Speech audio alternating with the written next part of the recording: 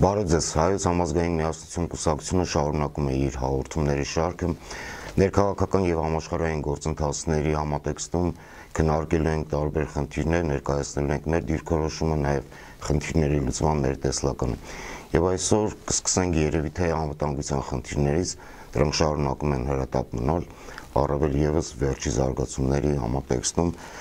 ինչպես գիտես, Ադրբեջանը շատ ավելի կոնկրետ եւ շատ ավելի կտրուկ ներկայացնում է իր պահանջները ըստ էության հասկացնելով, որ չի պատրաստվում ոչ մի խաղաղության համաձայնագիր ստորագրել։ Դե նախ ողջույն հարգելի հայրենակիցներ, այո, անվտանգության հարցերը շարունակում են մնալ մեր պետության համար առաջնային։ Ադրբեջանի արտգործնախարարի եւ Հայաստանի արտգործնախարարի պաշտոնին հայտնված մարդու հանդիպումից պարզա, որ մենք ուղղակիորեն հայտնվել ենք մի իրավիճակում, որտեղ կատարողի դիրքն ենք ընդունել, այսինքն ամեն ինչ զիջելու, ամեն ինչը արագ Ադրբեջանի կամքով անելու դիրքում ենք հայտնված, դա նաև ցույց է տալիս, թե ինչ տեսակի խոսակցություն է տեղի ունենում, արդեն անթակույց մարդիկ արդեն էկրանների առաջ Հայաստանի արտգործնախարարի պաշտոնին հայտնված մարդը, չգիտեմ, ասենք, դիֆերանտներ է անում, որպեսզի դուր գա Ադրբեջանի արտգործնախարարին, ինչը տխուր ու զավեշտալի է, շարունակվում են կրակոցներ հայկական գյուղերի ուղղությամբ, ամենօրյա ռեժիմով, չնայած որ դա փորձում են կոծկել իշխանությունները, Խոսքում շատ ավելի ցինիկ պատասխան են տալիս, ասում են դրանք օդ կրակոցներ են։ Հա,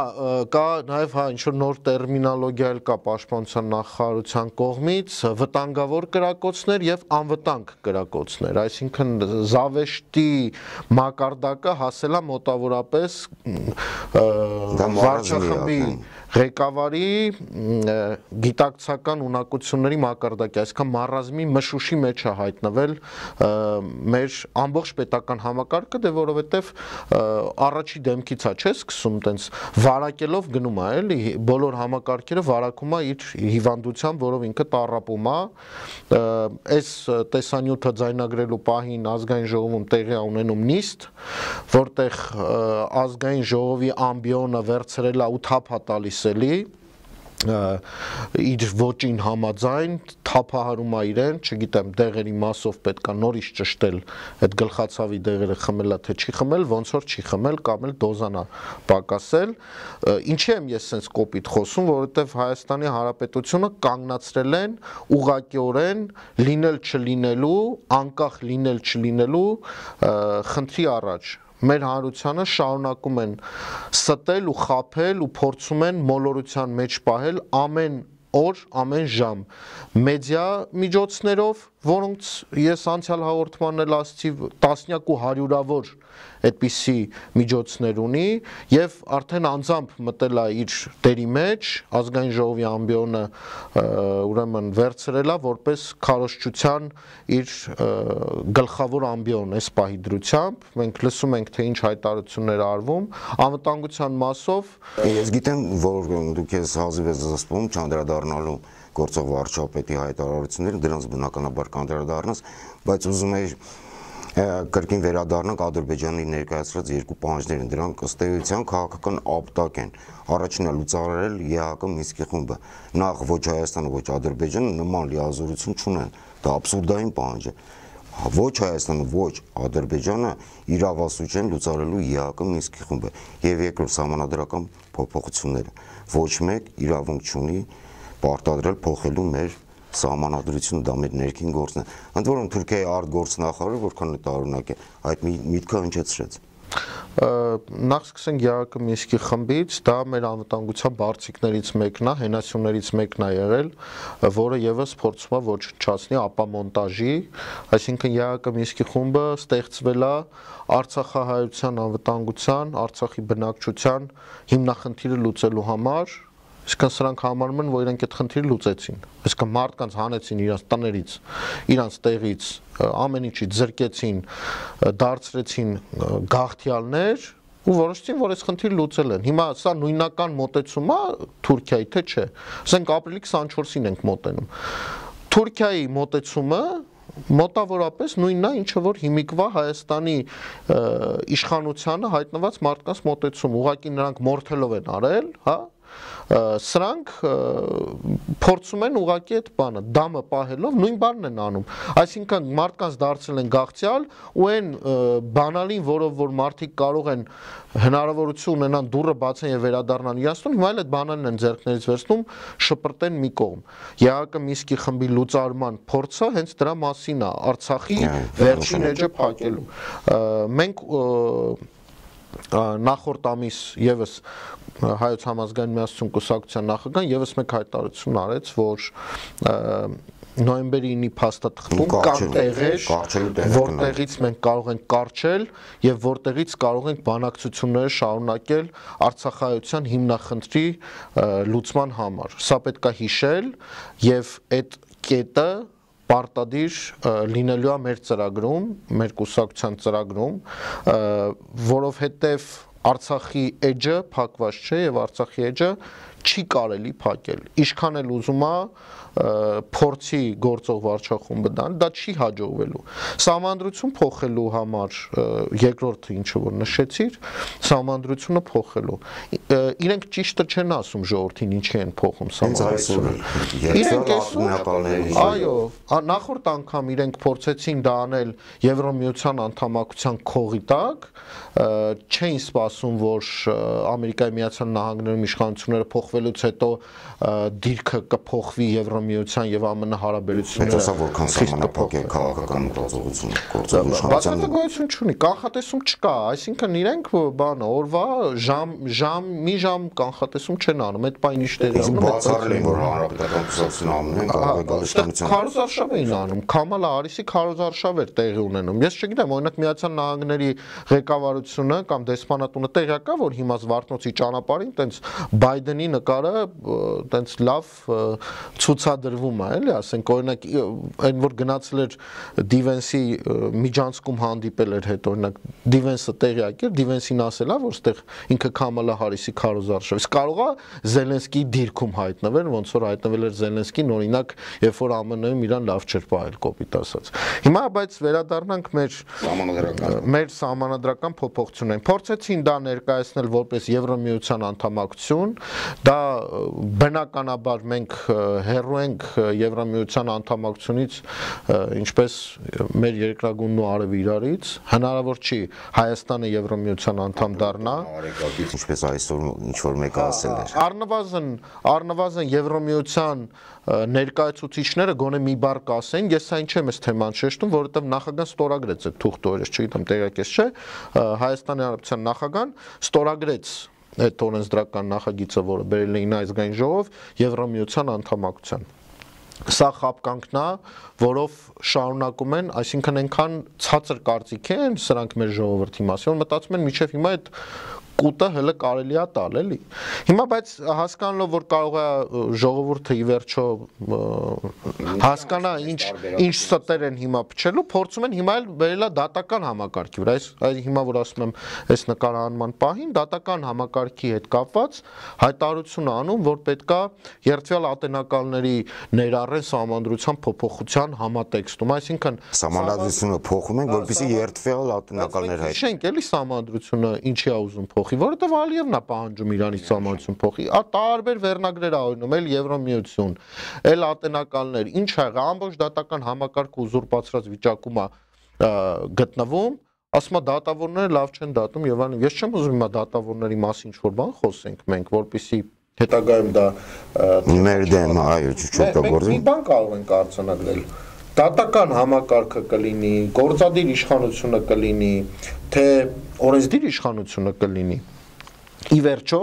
այս մարդը ազդեցություն ներգործել է այդ դատական համակարգի վրա, թե դատարանների շրջափակման, թե հայտարարությունների տեսքով։ Ընդ որում ուղղակի եւ անուղղակի ազդեցություն է ունեցել։ Այո, եւ հիմա մեղադրում SMS-ով ԲԴԽ նախագահան չփոխվեց,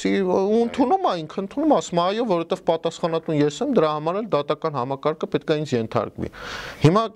եթե այդ հայտարարությունը անում ես, այդ հայտարարությունից հետո դուրս ես գալիս ու առանց ամաչելու 7 տարվա իշխանության մարդը առանց ամաչելու դուրս է գալի, ասում է դատական համակարգը լավ չի աշխատում, չգիտեմ, հակակոռուպցիոն կոմիտեն լավ չի աշխատում, ում ես մեղադրում։ Լսիր, ուրեմն այդ մարդամեկին դիմենք էլի, ընկեր ջան, դու ընդդիմություն չես, վերջացրա ընդդիմադիրի կեցվածքից խոսելուց։ Ուզում ես ընդդիմություն լինես, խնդրեմ, հրաժարականը տուր, գուցե մի 3%-ա, 4%-ա կոալիցիա կազմեք ձեր Եվրոդաշինքի անդամների հետ, դառեք ընդդիմություն, քննադատությամբ հանդես եկեք։ Դու դա եք կարում միայն անել մարդկանց մոտ ստեղծել տպավորություն, որ մեր երկիրը այդ է կարել տասնյակ տարիներ, բայց դու ընդդիմություն չես, դու 7 տարի իշխանության ես, եկել ես ումից ես ինչ պահանջում, այսինքն ժողովուրդը ես չգիտեմ էլի, ասենք ում ես եկել մեղադրում, դու ես իշխանության, քո ձեռքն է ամեն ինչը, հիմա էլ ասում հայտարարները պետք է որպեսզի մենք կոռուպցիոներներին բացահայտենք, ձեր ձեռքում է բոլոր տեսակի ինստրումենտները կոռուպցիայի դեմ պայքարելու համար, այնքան թափանցիկ, ինչքան որ հնարավորություն է տալիս այսօրվա տեխնոլոգիաները վերահսկելու։ Ես հայտարարներ լրացրել եմ պաշտոնավարման ընթացքում, ամբողջ տեղեկատվությունը հասանելի է, այնտեղ ես իմիջ մագիստրոսներ պետք չեն, շարքային քննիչը կարա նստի ու գտնի այդ կոռուպցիոն մեխանիզմները։ ՔՊ-ի այդ ձեր ազգային ժողովում հայտնված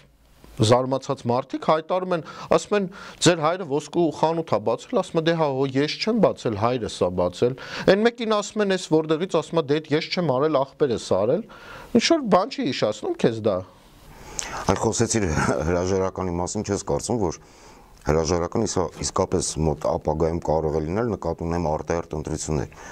Իր բոլոր հանդիպումները գործող վարչապետի նկատի ունեմ այնպիսի տպավորություն են թողնում, որ նա դուրս է եկել բացահայտ քարոզարշավի։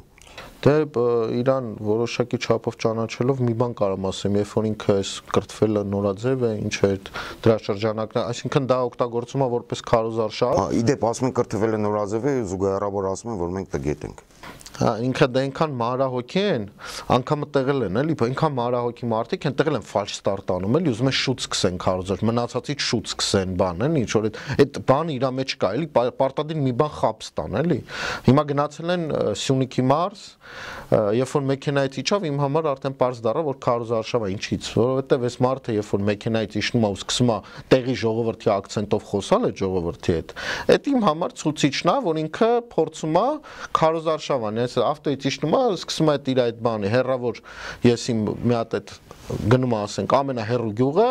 լսում է ոնց են խոսում ու սկսում է իրանց նման խոսել, այսինքն փորձում է այդ մարդկանց մեջ կոմունիկացիայի մեջ մտնել հենց այդ ակցենտով։ Ես ձեզանից մեկն եմ։ Հա, ձեզանից մեկն եմ, ձեր նման եմ, բայց այդտեղ ճանապարհի չկա, մարդկանց հարցնում, ասում է ճանապարհի չկա։ Փոխանակ այդ մարդիկ իրան ասեն, խի այդտեղ ճանապարհ չկա, ինքն է գնում ասում, այստեղ ճանապարհ ինչի չունեք։ Այսինքն էլի այդ անդիմադիրի կեցվածքի շարունակում է, բայց այդտեղ մի հատ մեծ ինքը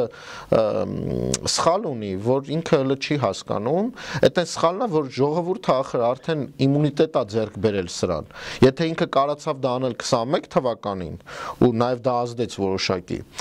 հիմա արդեն չի ազդի, որովհետև իր կառավարության ծրագիրը, որ ինքը ներկայացրել է 21 թվականին, ուղղակի դեն նետելու բան է, այնտեղ ոչ մի բան չի իրականացվել։ Կառավարության ծրագրից որևէ լուրջ ծրագիր չի իրականացվել, ամեն ինչը կիսատարած, ամեն ինչը խեղաթյուրած է։ Հիմա եկել է հայտարարների հետևից է էլի ընկել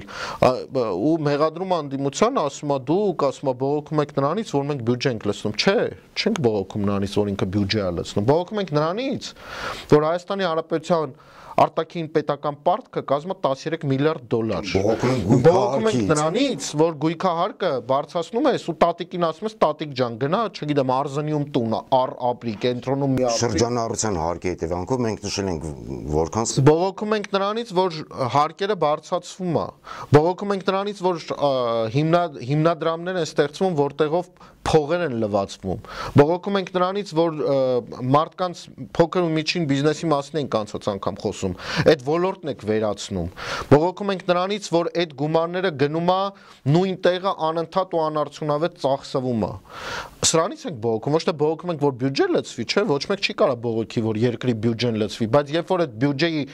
տակառը ծակա ու վերցնում եք մարդկանցից այդ գումարները լցնում եք այդ բյուջեն ու տակից ծակա գնում լցում է ձեր գրպանները կամ ձեր տիկինների գրպանները, դրանից է բողոքում, ոչ միայն ընդդիմությունը, այլ ամբողջ ժողովուրդը ամեն օրյա ռեժիմով Հայաստանում տեղի ունենում ակցիաներ, տարբեր տեսակի։ Երեք օրինակ Միկոյան փողոցի 64 շենքի բնակիչները փողոց էին փակել, որովհետև մարդիկ բարձում է տուն են առել, կներեք թեմայից մի փոքր շեղվեցինք, բայց համընդհանուր թեմա է։ Մարդիկ տներ են գնել, հիմա այդ մարդկանց ասում են նորից այդ տան գինը պետքա տակ ու կառավարությունից մեկը չկա գա այդ հարցով զբաղվի։ Անտերության մատնված երկիր է, ամբողջ պետական համակարգը սպասարկում է Ադրբեջանի նախագահի հրահանգները ներքին որևէ խնդիր չեն լուծում։ Այսինքն որպես պետություն մենք իմունիտետ չունենք, ոչ մի ձևի, ոչ մի կարգի։ Այս մարդը վերցրել է մեր պետությունը դրել է սկուտեղի վրա, կարմիր լենտով փաթաթել է, մատուցում է մեր թշնամուն։ Այ այս մակարդակի է հասել մեր պետության վիճակը։ Մի փոքր շեղվեմ թեմայից, բայց նորից գալիս ենք անվտանգության խնդրին։ Վերջի շրջանում բավականին ցավոտ վերլուծություններ են կատարում, ընդ որում հեղինակավոր կենտրոնների կողմից, եւ ասում են այն ինչ որ այսօր կատարվում է Պաղեստինում, այսինքն պաղեստինցիներին ստիպում են հեռանալ սեփական հողից, սեփական երկրից։ Այս սցենարը կիրառվել է Արցախում, այսինքն Արցախում փորձարկվել է այդ սցենարը, նման սցենար։ Ուզում եմ ասեմ, նույնիսկ 5-րդ սերնդի առաջին պատերազմի քաղաքական եւ ռազմական, այսինքն փորձարկումը տեղի ունեցել Արցախին։ Հիմա այս պարագայում մենք լրիվ sense չգիտեմ բանջար վիճակ։ Դրա հիմնական պատճառը այն է, որ իշխանությանը հայտնվել մարդ, ով որ պետքա չհայտնվեր։ Իշխանությանը հայտնվել մարդ, ով որ զբաղված է պոպուլիզմով։ Չի կարա երկրի վրա փորձարկումներ չարվի, երբ որ այդ երկիրը պարտվածի իրան պատկերացրած շուստրի տեղ դրած մեկի ձեռքերում է։ Չի կարա ուղղակի փորձարկումներ տեղի ունենա։ Դա տեղի է ունենում, որովհետև մենք Հայաստանում չկա ուժեղ լիդեր։ Հայաստանի իշխանությունը բանիմաց մարդկանց ձեռքում չի։ Դա տեղի է ունենում, որովհետև այս մարդիկ չեն զբաղվում այդ հարցով։ Ամեն ինչ թողած է ինքնահոսի։ Բոլոր ոլորտներում սպասում են տեսնեն ինչ կլինի։ Որևէ ծրագրավորում չկա, որևէ կանխատեսումից հետո գործողություններ իրականացնելու պլան գոյություն չունի։ Այս մարդիկ ամենօրյա ռեժիմով ժամանակ են գլորում աշխատավարձ պարգևավճար եւ այդ ինչը որ իրանք նախաձեռնել են, այդ գործունեությունը ծավալելու համար ամբողջ միտումով սեփական բարեկեցությունը ապահովելու։ Այդ քանից հետո բացարձակ պետք չի զարմանալ, որ մեր վրա փորձարկումներ կանեն։ Բա բնականաբար ինչ որ մեկի վրա պետք է անեն այդ փորձարկումները։ Անում են ում վրա փորձարկում, թույլի վրա։ Թույլ ղեկավարը բերել է թույլացման պետության, դրանից էլ օգտվելու են բոլորը։ Ոչ մեկ չի գալու։ Կենթանական աշխարհում էլ է, չէ՞ այդպես։ Ով է գնալու թույլին ինչ որ բան օգնի։ Չէ, եթե դու չուզենաս պայքարես, եթե դու չուզենաս քո պետությունը զարգացնես, քո փոխարեն ով պետքա գա դա անի։ Որևէ մեկը դա չի անելու։ Այսինքն մենք պետքա հասկանանք, որ թույլ ղեկավարը բերում է պետության թուլացման եւ հետեւաբար անդադար զիջումների, անդադար ուղակի ինչքան գնանք, այնքան զիջելու ենք։ Ու հիմա հասել ենք մի կետի, որտեղից հետո անդունդն է լինելու։ Հայոց պետականության կորստի առաջ ենք մենք կանգնած։ Չի կարա ուղակի լինի տենց բան, մենք չենք կարա 10 տարի առաջ պատկերացնենք, որ կարող է թշնամի պետության ղեկավարը մեզ պահանջի սահմանադրություն փոխել, մեր պետության ղեկավարն էլ փոխանակ դուրս գասի, այ տղա ջան, դու ով ես կամ հələ մի հատ արի ձեր սահմանադրությունը նայենք։ Իսկ կարող է պարզվի Ադրբեջանն էլ իր սահմանադրությունը պիտի փոխի, որովհետև տարածքային նկրտումներ ունի Հայաստանի նկատմամբ։ Իսկ կարող է Թուրքիայից է պահանջենք, ասենք, սահմանադրություն փոխի։ Մենք ներկայացնում ենք մի քաղաքական ուժ, որը համոզված է, որ մենք ունենք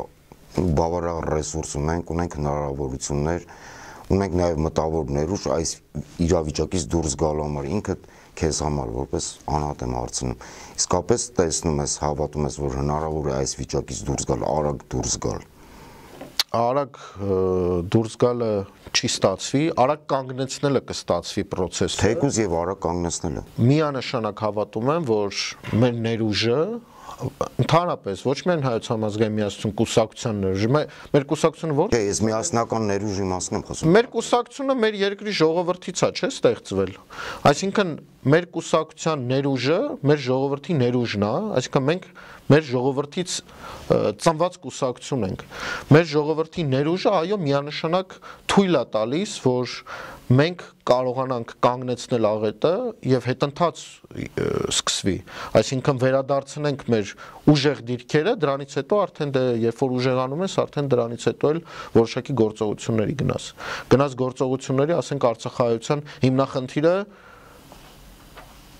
կրկին լուծելու նպատակով, որովհետև այս իշխանությունը այդ էջը փակելա դրելա մի կողմ։ Հիմա պետք է գնանք, վերցնենք, այդ էջերը բացենք, ճանապարհը կուսակցության նախագահն ասա նոյեմբերի 9-ի փաստաթուղթն է, որից պետք է մենք սկսենք աշխատանքը Արցախի հիմնախնդրի եւ